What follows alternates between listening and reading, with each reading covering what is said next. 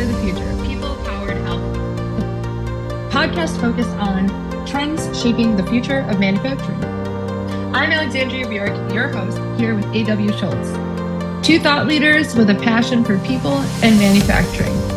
Today and every episode, we are diving deep into the advancements, sustainable practices, and dynamic changes transforming how we produce everything. And now welcome Alexandria Burek and A.W. Schultz. Hello, everyone. Welcome to another episode of Factor the Future. I'm here with A.W. Schultz. I'm Alexandria Burek. And today we are going to be time traveling back to 1950. We thought in order to talk about the Factor of the Future, we needed to look to the past. So AW is going to be bringing us some fun facts about the evolution of manufacturing, going all the way back to, as I said, 1950. At the end of this series, we will be fast forward to 2050 and what our predictions for manufacturing in 2050 will look like. So AW, let's time travel. Let's get back to the 50s. Yeah, 1950s. And the viewers might be asking why 1950? And I realize that our episode is called Factor the Future, so I can't spend too much time talking about the past. But to your point is we want to talk about what we're looking at in 2050, and I thought it might be relevant to just let's take 100 years. And one thing about 1950, that was post World War II, and I applaud everyone that was around during that time because it was rough, and there was you think about the post-war, and everything is just changing. And where they were starting to make tanks, where they were making tanks there, they went back to making cars. So the assembly line was, while it was introduced in the 1920s, it took a break, along with a lot of other things, to support, the efforts of the World War. And some interesting facts is that, the U.S. economy grew around 37%. Manufacturing employment peaked, and what was 37% manufacturing, actually 32% was in the farming industry, which I gotta imagine it's a lot less than that, or the farming industry is a lot less than that now. It's just on the nature of how technology has advanced. However, it was called the golden era of American manufacturing. And some of the reasons that drove that was, there was the baby boomers. So there was a lot of, the population was growing a lot faster than what we had anticipated. And, technology just really had a bump from all of the sharing knowledge between the Allies and how other organizations are adapting, had to move fast. And as the World War II had brought forth, pushing forward a lot of technology that we hadn't seen before. So in the 1950s, we had like the three kings in the automotive industry. Not much different than probably today, really. You've got your GM, Ford, and Chrysler. Today, we've got Tesla and other things, and the V8 engine was a big part of what was driving interest. The muscle cars were starting to be introduced, but also the steel industry was making its way. You think about the Pittsburgh area, which I had up to really a lot of research. I did not know how Pittsburgh really. I mean, those were the Pittsburgh Steelers, right? So I mean, that it's kind of that aspect of it. But it was also a big oil industry in the Pennsylvania area. Really? Also, yeah, back in the 1950s, and also the steel was introduced to it, and there was a lot of manufacturing. Rockefeller had a lot of input into that area, and he started to engineer and have wells and stuff. And I today I don't notice that. You don't talk about Pennsylvania as being a big oil hub. But, well, that's like, it's even like what you hear about and think about in West Virginia with the people that used to be coal miners, like by taking that, and the steel factories like U.S. Steel based out of, I believe, Cleveland, Ohio or something in that area. Right. Yeah. So you have all of this manufacturing that basically went away in, I want to say, the 90s. And feels all like of those, it was when Bill Clinton signed NAFTA. Basically, that's when we said, oh, don't worry, we're going to move all of our manufacturing over to China or these other countries, and then we'll get the goods for so much cheaper. That's what a lot of people are warning against with what we're talking about right now with AI. So they're saying, if you want to look to the future, look back on history. The promise was we're going to get ridiculously cheap items, which we pretty much did and do, right? That once we moved manufacturing overseas, but what people didn't take into consideration was all of the job loss because of the U.S.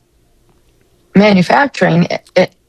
How many Americans were doing jobs in those industries that now are jobless or have to be reskilled. And so I think that goes back to some of the conversations that we'll look forward to having with some of our guests in future episodes to be released. It goes back to kind of this whole conversation of, okay, well, everything is ridiculously cheap. And this was the promise as a result of signing NAFTA. But if you look at the cost of goods now, like yesterday, I had to take my rug to get washed. And I paid $9 to wash my rug at the laundromat. $9. That sounds good, right? Sounds good. To me, that sounds like a lot of money. Think of it, like I'm looking around at the laundromat, and all these people appear to be blue collar workers, probably not white collar workers. They can't afford firstly an apartment that has laundry, as it would appear. And then secondly, like if you're a family and you're doing 2, 4, 5 loads like that a week, that's like $60 to $100 in laundry. Wait, this is a big rug, right? Yeah. Because I've taken my rug and it's over $100 to have it dry cleaned. Okay, so you're doing dry cleaning, but I just washed it at the laundromat. Like these people all around me were doing their clothes. For some reason, why is doing laundry the $9? That's what I'm trying to figure out. Oh, okay. And I'm saying, like, I think everything is just more expensive now. So the promise of having everything become less expensive as a result of AI, that I'm a little skeptical on. I see your point. The other thing that was going on in the 1950s is the refrigerators were becoming popular. And everyone started getting, and washing machines, like you just mentioned, TVs, air conditioning. Can you imagine not having that? I don't know.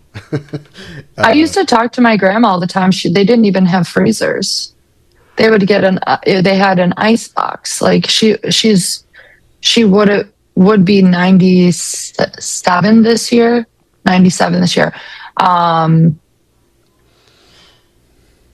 And so growing up, we didn't have air conditioning until it was like, I think I was a teenager when my dad finally put it in there. But, growing up in North Dakota, there was only like a week out of the year that you really needed it. But I'm in Dallas now. It's a necessity.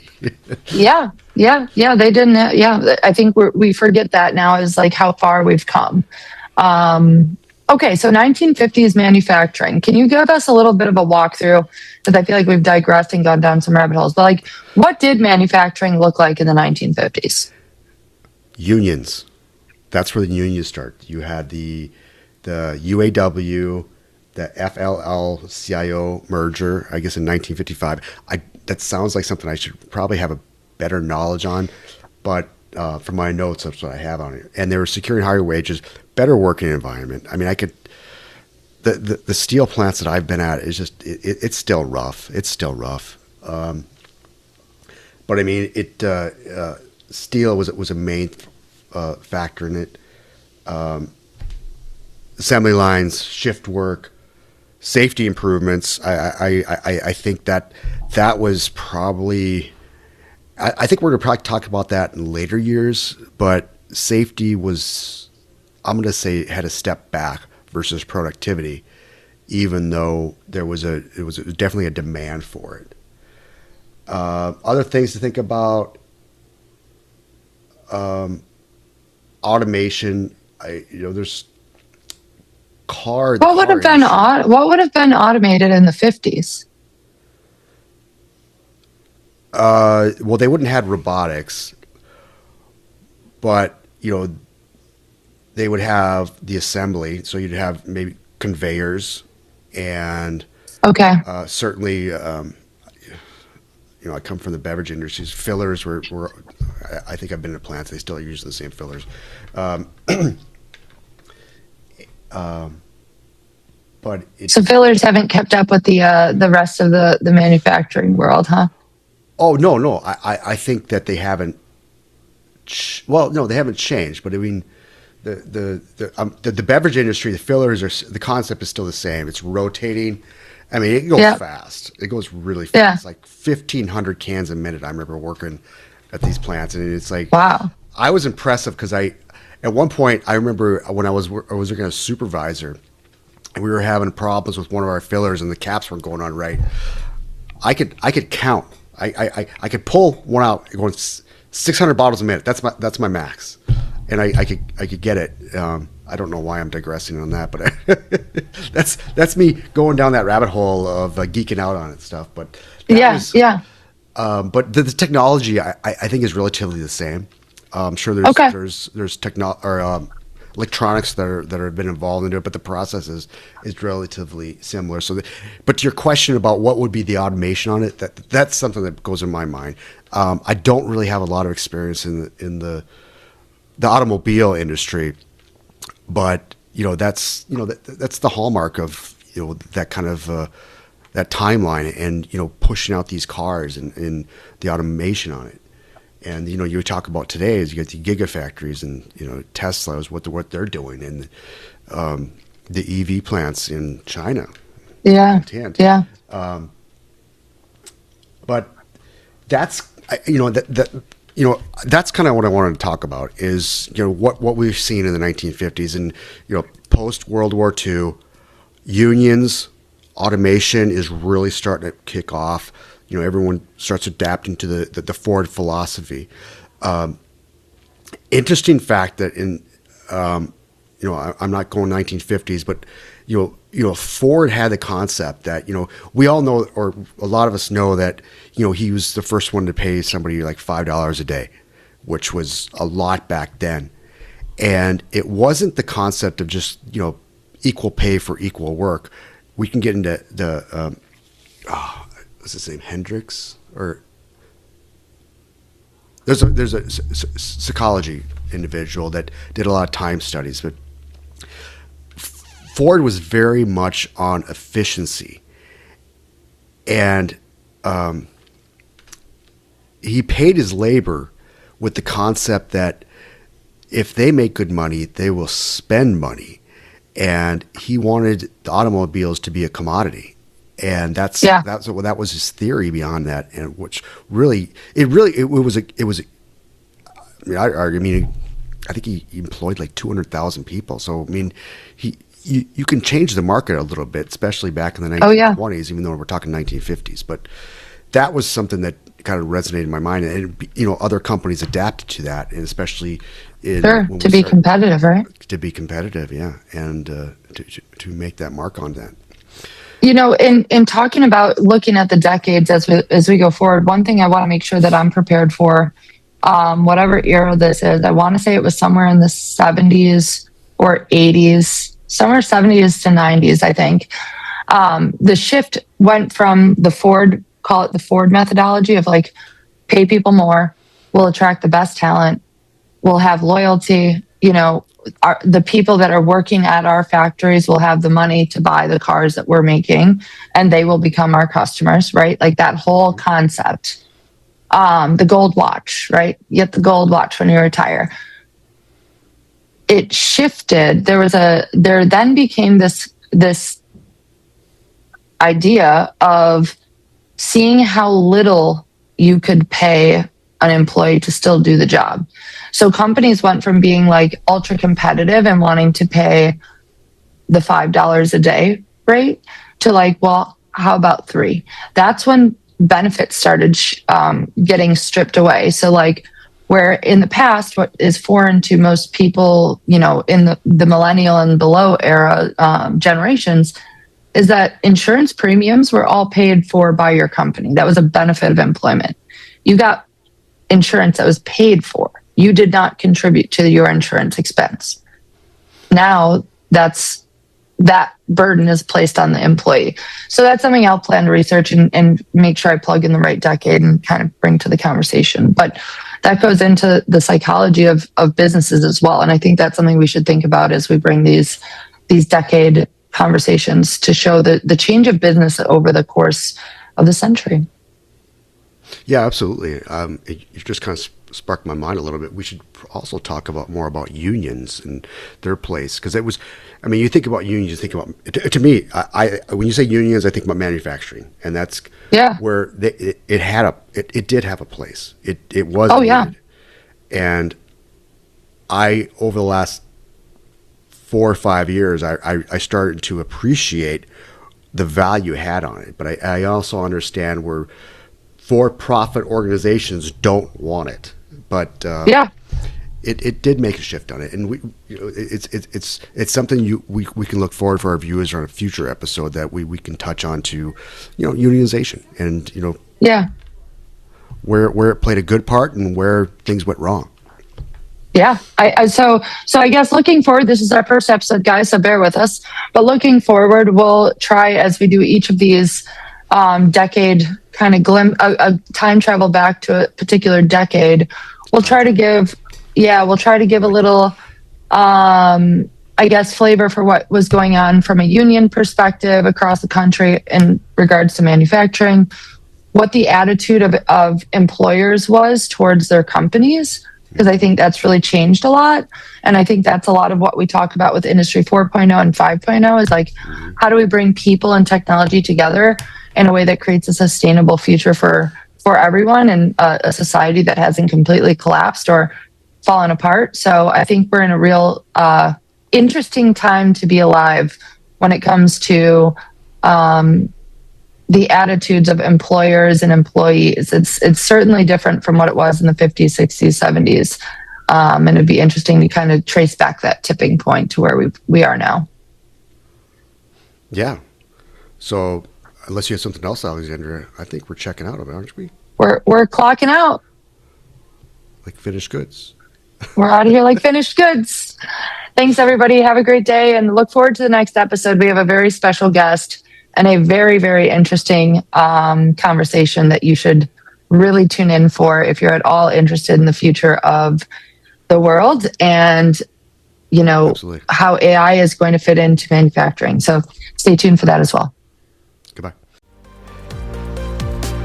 This is Factory of the Future, and we are out of here like finished goods. Stay tuned for our next episode of Factory of the Future, where we're exploring groundbreaking techniques and behaviors that are reshaping industrial landscapes. Don't forget to subscribe and leave us a review and help others discover the cutting-edge insights transforming manufacturing as we know it.